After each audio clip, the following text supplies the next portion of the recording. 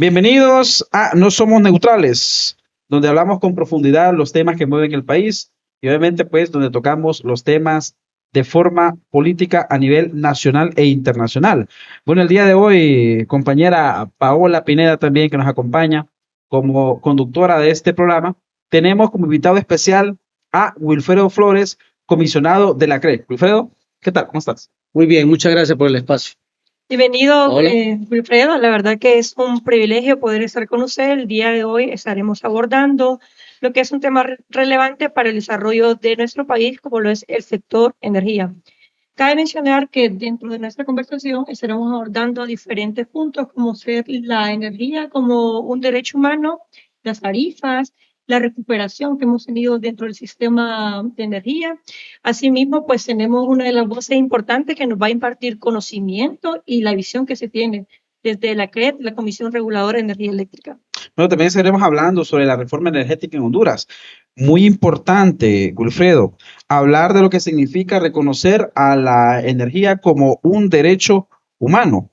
Y bueno, eso es prácticamente devolverle a la ENE, ¿verdad? A la empresa estatal, exactamente eso, pues rescatarla de la privatización, donde prácticamente estuvo en los últimos años con los gobiernos nacionalistas.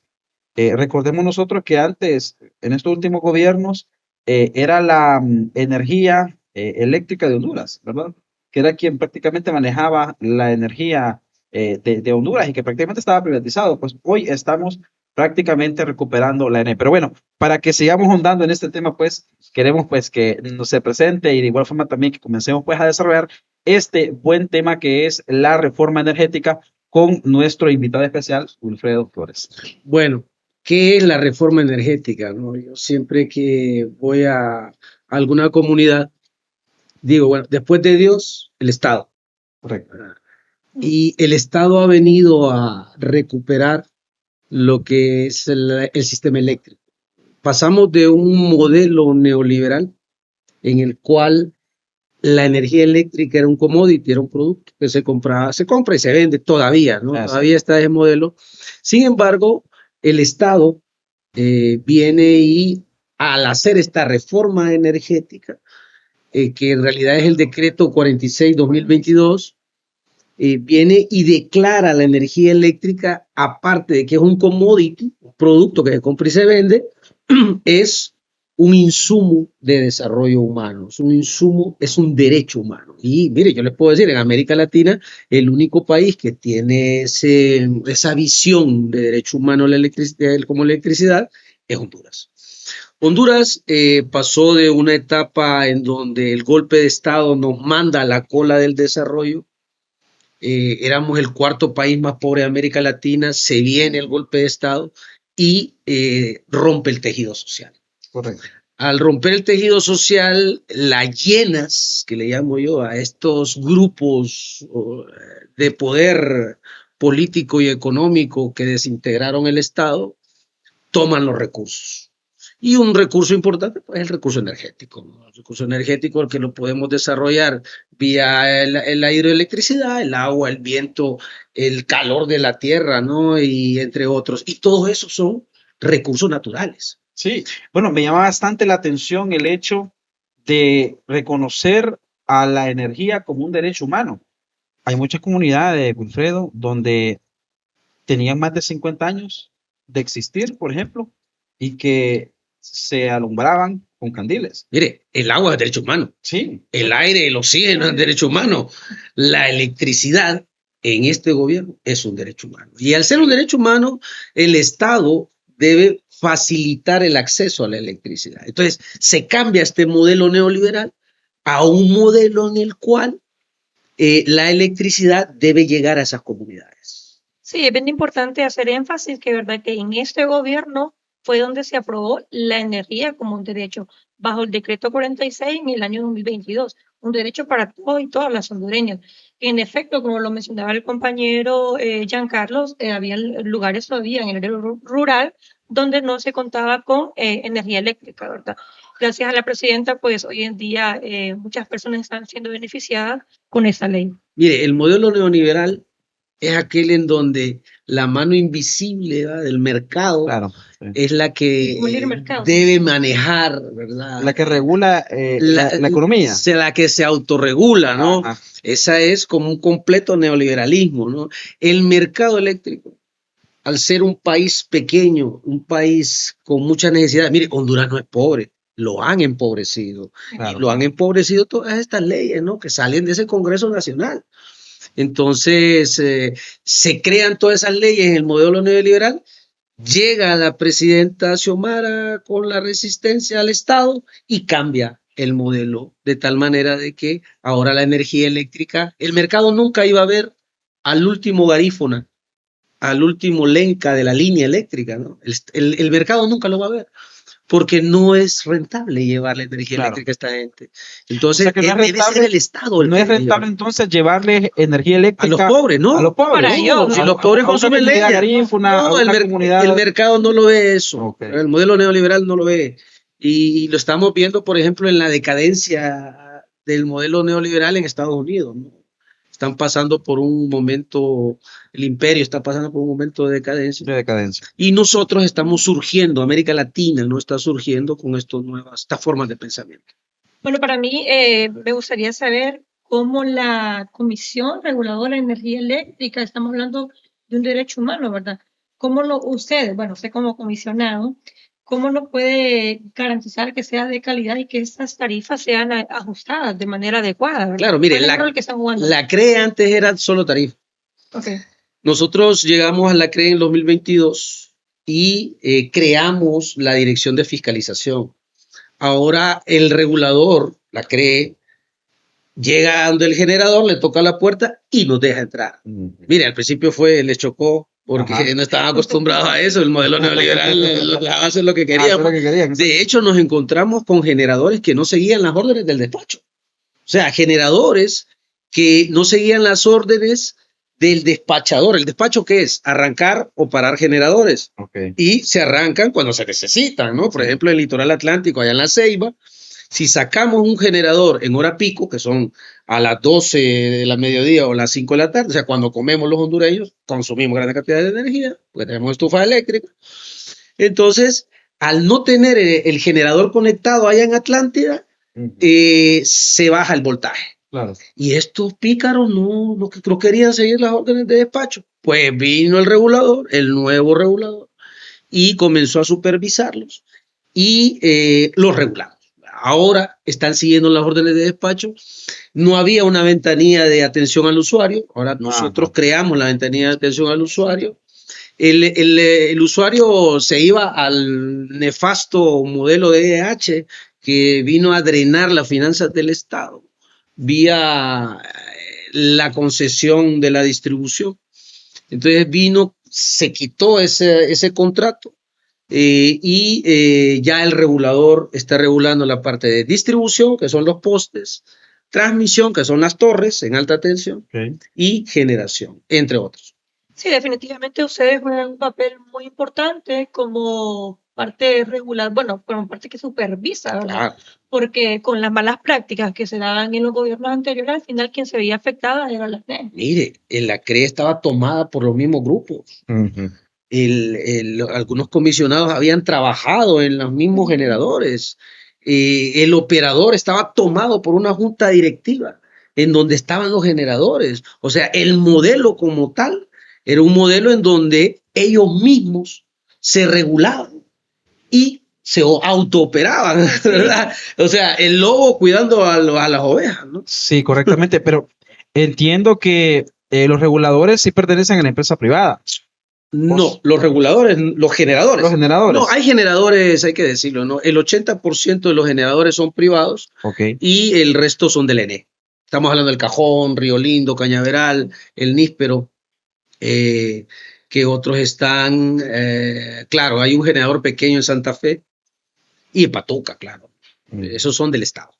Platicábamos nosotros, Gulfredo, ahorita, antes de iniciar el programa, sobre cómo ustedes encontraron las instalaciones del ENE, cómo encontraron también el Cajón prácticamente en el abandono, prácticamente estaba destruida, ¿verdad? Lo que era la empresa estatal, que tanto nos ha costado pues a los hondureños. Y bueno, más o menos, si nos puede contar la experiencia de cómo ha sido también esa recuperación de la empresa estatal. Mire, yo trabajé en el Cajón varios años y me dio pesar llegar al Cajón cuando ya en este gobierno. Tengo amigos ahí nació mi primera hija. Tengo un gran cariño al Cajón y al ENE, que fue mi primera escuela. Llegamos al Cajón y estaba en pedazos, estaba cayendo, ¿no? Me acuerdo que el ministro dice, esto parece Chernobyl. En serio, mire, era una cuestión increíble cómo habían penetrado estos grupos al ENE, ¿no? Me dice un colega, mira, Will, fíjate que nosotros, el mantenimiento, ¿no? El mantenimiento es de todos los días. Ajá.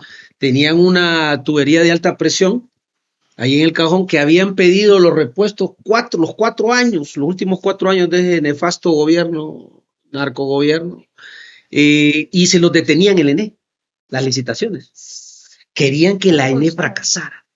Ese era lo que querían. Esa era O sea, ellos querían vender la narrativa de que el Estado no puede administrar una empresa. Ajá.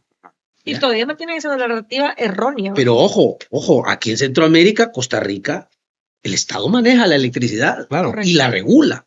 Exacto. Entonces, es una falacia el decir que el Estado no puede manejar empresas. Y sobre todo ahora que la electricidad es un derecho humano, ¿no? Claro, y eso lo podemos ver nosotros en países, por ejemplo, como, bueno, un ejemplo como China, pues que es la potencia más grande a nivel mundial y que maneja una economía y que quien es quien maneja también la economía dentro del Estado, pues, y maneja las empresas. Sí, tenemos que cambiar ese paradigma, ¿no? Los hondureños, al estar muy cerca del imperio, nos han metido la idea de que podemos manejar una economía abierta, ¿no? Este es un mercado pequeño, es un mercado pequeño en muchos sentidos, ¿no? El tema agrícola, el tema de agua, Honduras es un país rico en recursos naturales y sin embargo lo tienen pobre. ¿Por qué pasa? ¿Por qué pasa eso? Mire, nosotros tenemos geotermia, Ajá. estamos bañados por 2 mares, Correcto. tenemos biomasa, tenemos sol, agua, viento, tenemos las mujeres más lindas de Centroamérica. Entonces, ¿por qué nos Son están empobrecidos? Claro, teniendo grandes recursos y que obviamente también teniendo pues recursos naturales para poder crear energía. Claro. Bueno, vemos nosotros también muchas comunidades, que a mí, como ya lo decíamos también, que a pesar de que todos los años cae bastante agua, de repente en verano no tenemos agua.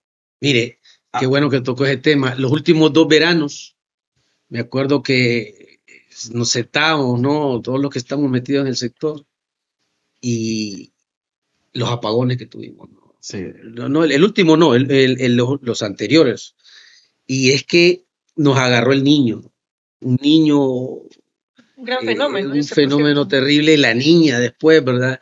Los embalses se vinieron abajo y no teníamos suficiente térmico, potencia firme. Viene el ministro, ¿no? El gerente del ENE, el doctor Tejada, y toma la iniciativa de alquilar, porque en realidad se están alquilando algunos motores, 150 megavatios, creo que son hasta 200 llegó, diésel, porque teníamos que resolver. Claro. La CRE, ¿cuál es la función de la CRE en ese sentido? Dejar que se haga la inversión, ¿verdad? Nosotros supervisamos el sector, porque acuérdense, todas estas inversiones afectan a tarifa, impactan en tarifa, y nosotros tenemos que ver que la tarifa no sea afectada, ¿no? Porque finalmente es el usuario el que paga. Mire, el usuario en esta cadena de valor que se llama, que está el generador, el transmisor, el distribuidor, o sea, para llevar esta energía eléctrica al usuario final, el generador no es el más importante, el transmisor tampoco. El más importante en esta cadena de valor es el usuario. Somos nosotros, porque nosotros pagamos cada tornillo y cada perno que se pone en esos generadores. Bueno, y que al final es justicia social, pues. Claro. Entonces, ¿hay que proteger a quién? Al usuario, porque nadie lo cuida. El que lo cuida es el regulador. Regula. Ok, en ese mismo sentido, ¿cómo la Comisión Reguladora de Energía Eléctrica nos puede garantizar cómo se está trabajando de manera transparente y que haya un equilibrio de ambas partes, porque sabemos que se regula también tanto lo privado como lo público. Claro, en lo privado mire, en el sector energía, el sector eléctrico, hay monopolios naturales. O sea, la distribución es un monopolio natural. O sea, una sola empresa debe estar en una línea, digamos. Si metemos dos empresas, las dos pierden. La transmisión también es un monopolio natural. Al ser un monopolio, la naturaleza del monopolio es abusar. Entonces ahí es donde entra el regulador y dice, hey, espera, si sos monopolio te voy a regular fuerte porque vos no puedes abusar. Pues. Claro. Vos manejas el segmento de mercado y solo vos lo estás manejando. Entonces, hay monopolios y también hay oligopolios en la parte de generación. O sea, son 2, 3 empresas las que manejan las grandes cantidades de energía que se venden en el país. A esos monopolios, esos oligopolios, hay que regularlos. Por eso necesitamos un regulador fortalecido, un regulador que generara las normativas para que le lleguen los 110 voltios al toma corriente y 60 Hz. Y obviamente, de nada me sirve lo que le estaba contando hace un rato, ¿no? De nada me sirve tener 110 voltios y 60 Hz si la línea se está disparando a cada rato. Pues. Claro. Entonces, también estamos regulando eso, estamos aplicando normativas nacionales e internacionales. Mire, algo que estamos regulando y me gusta hablar de eso también son las islas de la bahía. Las islas de la bahía estaban completamente abandonadas. Sí, bueno, precisamente yo escuché hablando exactamente de Utila, había una empresa donde se regulaba. Pero eso no es Utila, es Guanaja. Guanaja, sí, Guanaja. Le voy a contar qué pasó ahí. Déjeme, mire. Llego a Guanaja, llegamos nosotros de Punta de Lanza y me siento con el gerente de la empresa. Apagones de 12 horas. Entonces le digo, no, espérate, me vas a arreglar esto. Porque aquí estás hablando con el Estado, lo que le digo. Después de Dios, el Estado. Claro. Es lo que dijimos al principio, ¿no? Aquí estás hablando con el Estado y me vas a arreglar esto. Y comienza aquel tipo, que si hacen esto, no, si no me arreglas esto, te vamos a intervenir. Uh-huh. Y pues el tipo no hizo caso. Se intervino Guanaja, llegó la ENE, la UTCD, y ahora Guanaja no tiene un minuto sin energía eléctrica. Pero entiendo yo de que lo manejaba una empresa privada, ¿verdad? Y que esa empresa privada era en base a un sistema de prepago. No, ese es Utila. Sí. Utila. Las 3 islas son 3 realidades distintas. Guanaja era un caos, ¿verdad? Unas latas que tenían de generadores. Ahora con este gobierno se instalaron baterías con paneles solares. Y como le digo, ya no hay problemas de electricidad. Guanaja es un ejemplo de autosostenibilidad energética, le llamamos nosotros. Utila es otro modelo, ¿no? Es medidores prepago, como bien dice usted. Llegamos a las 3 islas. Supervisamos Utila, encontramos algunos detalles ahí, sobre todo de aplicación de normativa. Claro, como estaban abandonadas, el regulador nunca había llegado. Exacto. Entonces estaban haciendo lo que querían. Llegamos a Roatán y nos encontramos otra realidad. Utila y Roatán andan bien. Lo único que en Roatán hay que regular la tarifa. Okay. Y estamos en ese proceso. De hecho, dentro de un par de semanas vamos a ir a Roatán a hablar con la gente. Siempre hacemos una consulta pública. Y después vamos a ir a Utila. Ok, pero ¿qué papel juegan ustedes con, la CRE, ¿verdad? Para garantizar la transparencia y el equilibrio, ¿verdad? Entre ambas partes. Llegamos, lo primero es la supervisión, ¿verdad? La fiscalización. Vemos cómo está el asunto. Porque ellos no pueden dar misa, pues, no pueden decir, mire, estamos generando con estos costos. Nosotros vamos y fiscalizamos a ver si es cierto. Uh-huh. Y nos hemos encontrado, como les digo, varias cosas. Porque también es un monopolio, o sea, es un solo generador que está en una isla. Es un monopolio. Esos monopolios hay que regularlos fuerte, como les explicaba, ¿no? Pues llegamos a Roatán y encontramos algunas cosas. Les puedo decir, por ejemplo, eso es público, ¿no? Los informes de la CRE son públicos, están en la página. Encontramos una sobreinversión en la generación, tienen unas turbinas eólicas que no las vimos trabajando. Y todas estas inversiones pasan a tarifa, acuérdense, ¿verdad? Uh-huh. Y el regulador no va a permitir que una sobreinversión la pague el usuario. Entonces, los habitantes de Roatán se quejan de la tarifa elevada, tienen razón. Lo que hay que ver es analizar si en realidad los costos que ellos están incurriendo más la ganancia, ¿no? Como en inglés se llama el profit, sean justos. Uh-huh. y para eso está el regulador. Ok, bien, pero me llama bastante también la atención el hecho también de cómo ustedes han ido también recuperando la empresa estatal de bueno, la ENE. ¿La ENE cuánto tiempo estuvo? Bueno, este tipo de Jesús Mejía, que fue quien administró la ENE. Mira, administró Hondotel y la quebró, administró la ENE y la quebró. Y también la quebró. Pero imagínate que tipo, lo que toca, manos de hígado. lo revienta, se quiebra. Manos de estómago. Entonces, cuando cuando estaba en manos de los pechurecos, pues del gobierno nacionalista, ¿verdad?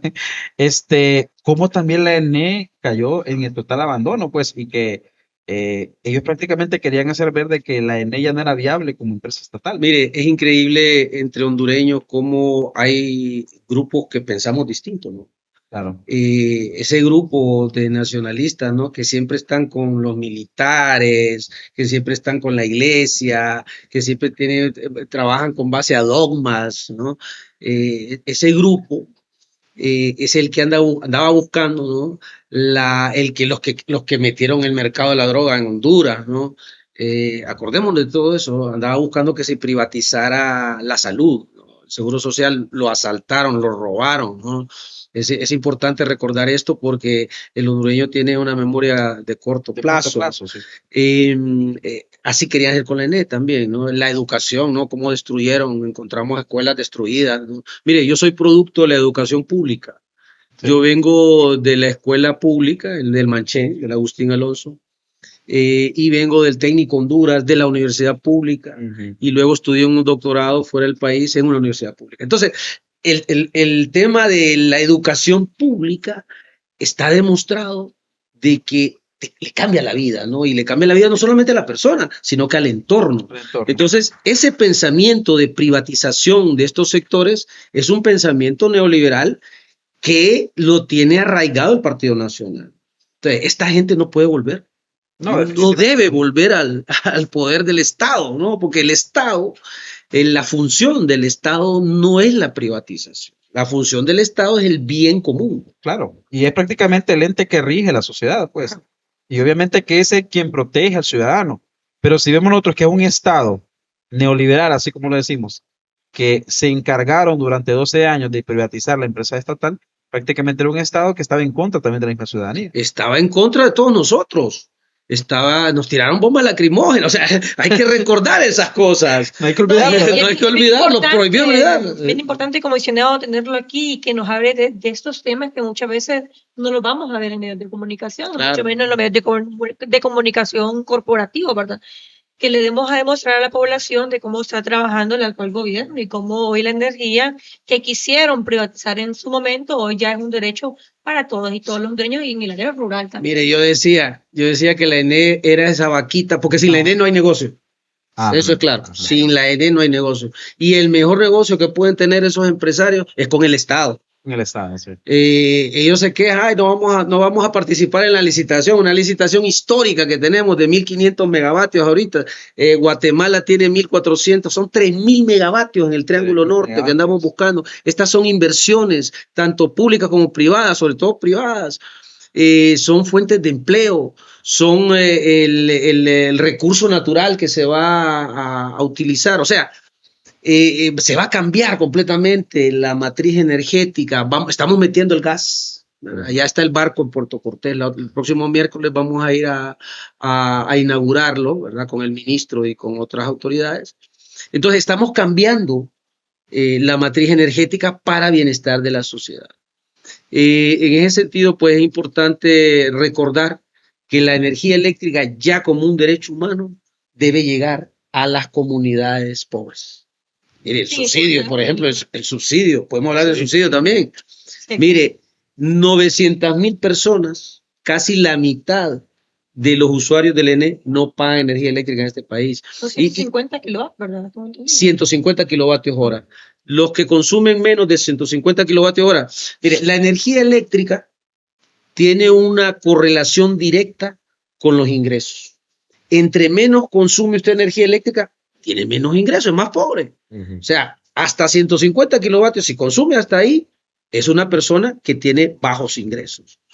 Entonces, en ese sentido, pues, se detectó, se focalizó ese grupo y se decretó que el Estado lo iba a subsidiar. Y esto es una maravilla, porque esa gente ya no va a gastar en la electricidad y le va a poner merienda a sus hipotes para que vayan a la escuela, ¿no? Ahora, Y lo va a invertir en otra cosa. Si viéndolo de otra perspectiva y de la realidad hondureña, es decir, usted no paga los 150 kilovatios, ¿equivale a cuánto lempiras? ¿A unos 600 lempiras? Es que depende de cuánto consume. O sea, si consume hasta 150 kilovatios hora, no paga. No paga. Cero. Ese dinero que se invertía en energía a un hogar hondureño ya le queda para invertirle en alimentación o en educación. Claro. En otras cosas que es beneficio para la familia. Y es que es 1 millón de familias que se están beneficiando con este subsidio, pues. O sea, correcto. 1 millón, creo que, bueno, 900,000 familias, casi 1 millón, que no pagan energía eléctrica. Pero ojo, son 2 subsidios. Ajá. Son 3 en realidad en el sector de energía. Está el subsidio a las gasolinas. Ajá, que son 10 lempiras, ¿verdad? Son 10 lempiras, ya, que sí, eso impacta directamente en el bolsillo de todos. Claro, sí. Porque no solamente los que tienen auto reciben el subsidio, sino que acuérdense, las legumbres, las frutas que se traen del interior vienen en camiones. Y ese camión se mueve con gasolinas o diésel subsidiado por el Estado. Que al final también regula la canasta básica. Y se reduce la inflación. O sea, eso es una derrama económica increíble. Y el otro subsidio que le quería decir es el subsidio cuando la tarifa sube mucho, se subsidia. O sea, en Honduras la tarifa se ha mantenido estable. La tarifa ha venido reduciéndose desde el 2022, desde que llegó la resistencia al Estado, al gobierno, un 31% aproximadamente. O sea, ha venido a la baja. Perfecto. Un buen trabajo que ha hecho nuestra señora presidenta, definitivamente. No, y definitivamente también poner a las personas correctas en los cargos claves, pues, porque la ENE, recuperar la ENE no creo que haya sido una tarea fácil. Mire, eso era apagar incendios. Apagar todos los días, se apagan incendios ahí, desde el tema de recursos humanos, el tema de levantarle el perfil mediático a la ENE, ¿no? Es la empresa más grande de Honduras. Sí. Y ha puesto personas que en realidad se preocupan por el bienestar colectivo, ¿verdad? Como el gerente de ENE, como el comisionado, entre otras personas que trabajan de manera colectiva. Todavía tenemos una gente ahí que todavía quiere hacer el contrapeso, ¿no? Pero no ha podido con nosotros. Sí, bueno, me llama también bastante la atención, Wilfredo, cómo también ustedes, ¿verdad? Tienen claramente un objetivo, que es el objetivo meramente humano, que no es el objetivo de llegar a una empresa a buscar, como dicen, ¿verdad? Popularmente trances, a buscar, por ejemplo, negocios, a querer tener contratos bajo la mesa con diferentes empresas, sino que directamente es el bien colectivo y el bien común de todos. Claro, mire, algo que nosotros creamos decretos, en realidad son normativas, no vía resolución. Somos 3 comisionados, 3 cosmovisiones distintas. Y creamos estas normativas que salen en la Gaceta.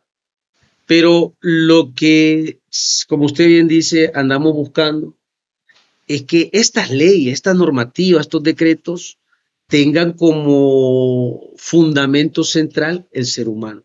Las leyes, ¿para qué están hechas? O sea, están hechas para bienestar de la sociedad, ¿no? Sin leyes seríamos un país de salvajes. Claro. Necesitamos la ley para regular ciertos sectores. No, y ahí, bueno, personalmente yo quisiera hacer mención, ¿verdad? De que todos funcionarios o empleados públicos debemos de tener ese grado de humanismo y de empatía, ¿verdad? De trabajar por la población hondureña.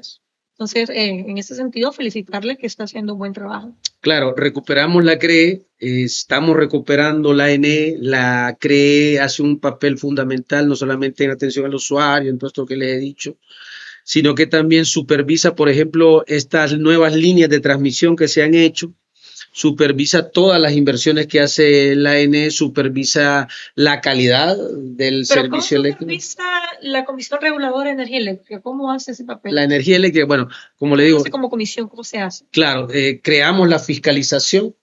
El fiscal, que son abogados e ingenieros, tenemos un equipo de alto perfil, todos con maestrías, hay algunos que otros ahí en puestos de dirección que también también formados. Entonces, ya se sabe vía reglamento lo que se tiene que hacer. Una es llegar a los generadores, es una cosa. Otra es, por ejemplo, la ENE quiere construir una nueva línea, nos envía toda la licitación, ¿verdad? O los que están participando. Y como la Junta Directiva de la ENE es la que finalmente toma la decisión, nosotros vemos que los costos de la inversión de la línea, cómo impactan en tarifa. ¿Ya? Eso es una cosa. Y autorizamos, la CRE es el que autoriza la inversión. Interesante porque realmente que hay muchos temas que los está explicando usted, por ejemplo, que al menos yo los ignoraba bastante.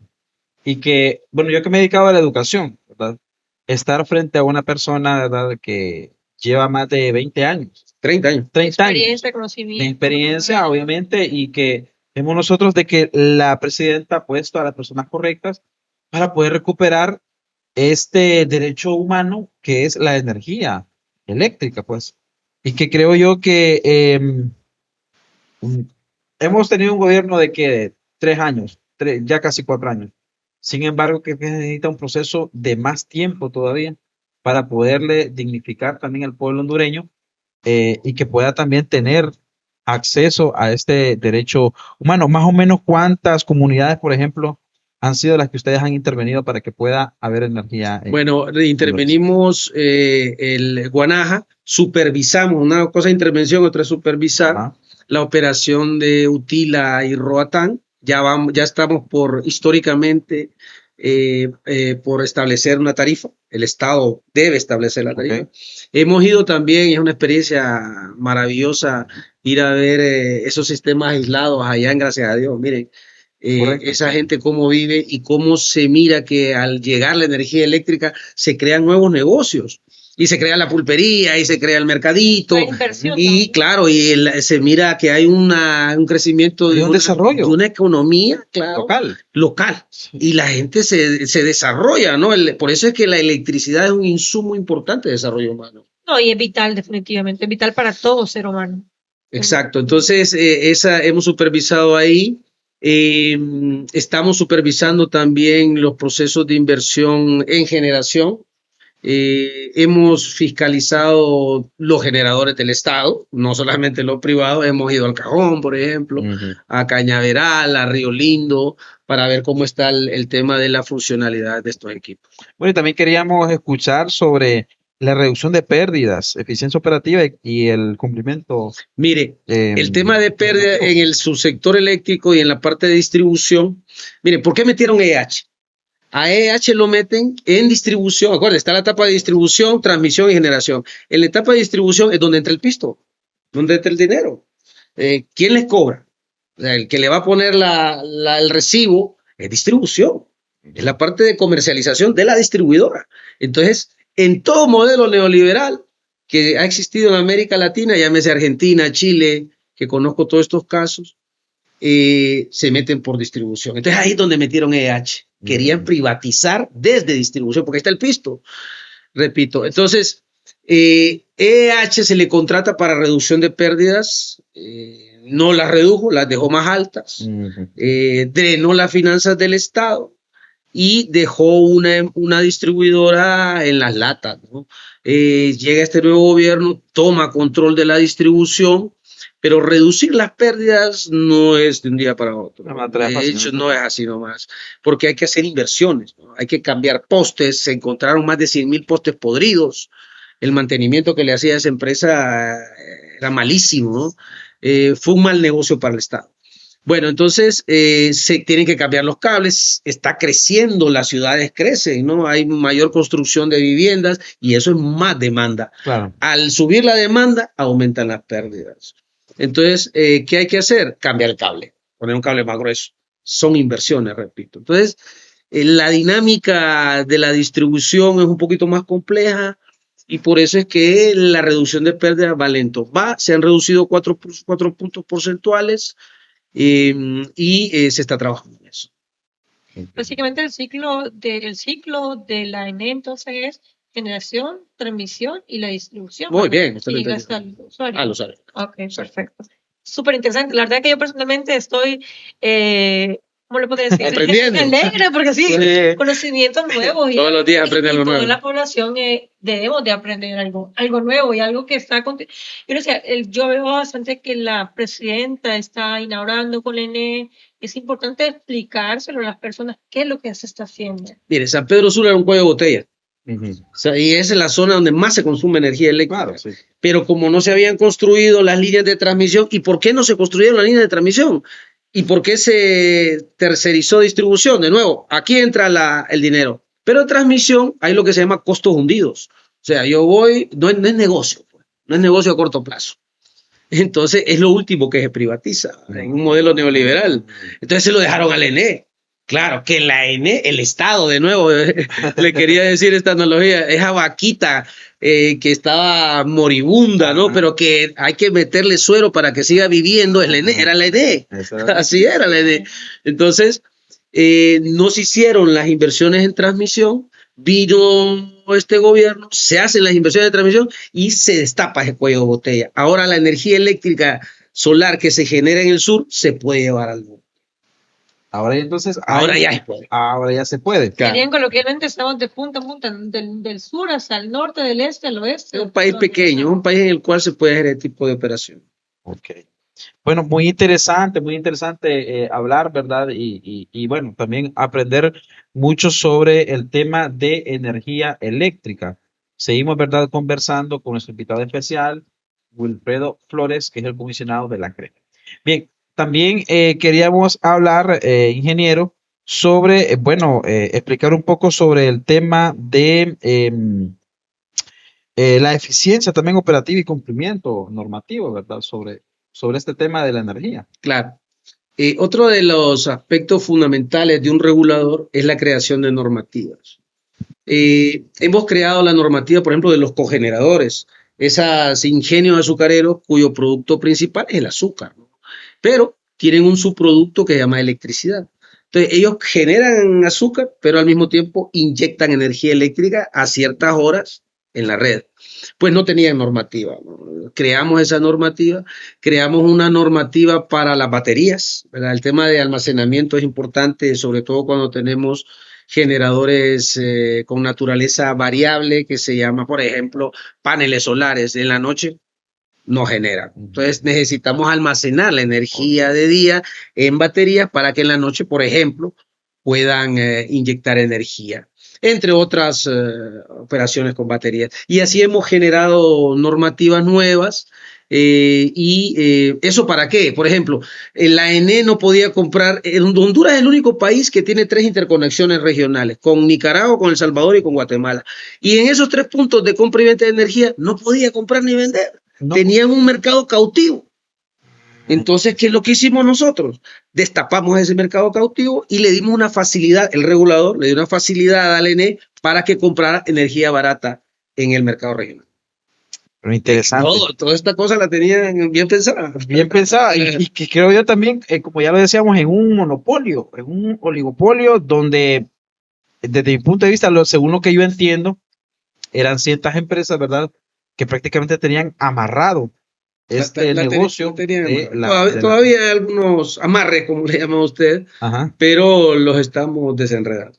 Muy bien. Bueno, también quisiera, preguntar sobre la modernización de redes, el control de fraude y cumplimiento también legal que se ha estado pues haciendo. Claro, al aplicar estas normativas y al tener un regulador fortalecido, los agentes de mercado siguen esta normativa.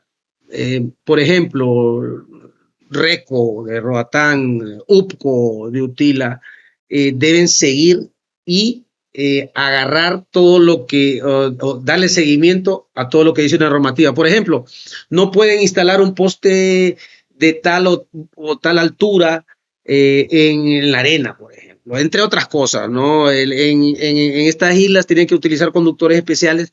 Son normativas que deben seguir. Entonces la CRE está dándole seguimiento a las normativas. Muy bien. Bueno, creo que vamos llegando ya pues al final de esta transmisión. Muy honrado nuevamente de estar, ¿verdad?, con el ingeniero Wilfredo Flores, comisionado de la CRE. Y realmente que para mí este programa ha sido pues Un bastante aprendizaje, aprendizaje. definitivamente. Sinceramente, hay muchos temas que obviamente yo desconocía, pero ya hablándolo directamente con un experto, ¿verdad? Que tiene más de 30 años en este sector de la energía y como también desde la concepción, desde una concepción más humana, más socialista, una concepción que emana directamente del pueblo también, pero que también es poner sobre todo no el interés privado, sino también el interés colectivo y ver también al ser humano, Wilfredo, como el principal actor dentro de ello, ¿verdad? Y cómo también ustedes lo hacen desde cómo cuidan también al usuario. Entonces, desde ahí, pues yo veo que es pues un gran avance que hemos tenido también como gobierno en el sector energético. Pero ya, pues, para dar nuestras últimas valoraciones, Wilfredo, eh, ya nos despidiendo del programa, pues, ¿cuáles son sus conclusiones de este programa que hemos tenido? De igual forma también de la exposición que nos ha dado el día de hoy. Bien, es un hecho que salvamos la ENE. Es un hecho que el modelo cambió. Es una realidad que el regulador está fortalecido y de que la electricidad como derecho humano está llegando a esas comunidades, ¿no? Comunidades aisladas, olvidadas, que el mercado nunca iba a ver. Debemos continuar en el proceso. Esto debe seguir, porque si se detienen las inversiones sociales, el país se viene abajo. Muy bien, Paola. Sí, en efecto, la verdad que un gusto nuevamente nos enriqueció con el tema, darnos a conocer el rol que juega la Comisión Reguladora de Energía. Asimismo, tomar en cuenta, ¿verdad?, que como en la energía y en la vida, defender lo que es un deber básicamente de todos. Defender lo público, defender lo público. No, o sea, es un derecho y una responsabilidad que todos tenemos que hacer. Personalmente me impacta bastante que en el gobierno, me siento muy orgullosa personalmente, que en el gobierno se esté trabajando de manera muy humanista y que la energía hoy se esté tomando como un derecho para todas las personas. Bueno, esto ha sido pues nuestro siguiente episodio de No Somos Neutrales, hablando específicamente de los temas que acontecen pues a nivel nacional y que obviamente también como desde el Estado también se ha ido también recuperando las empresas estatales. Muchas gracias por habernos dejado entrar a sus hogares. Y bueno, esto es No Somos Neutrales Podcast. Muy buenas noches.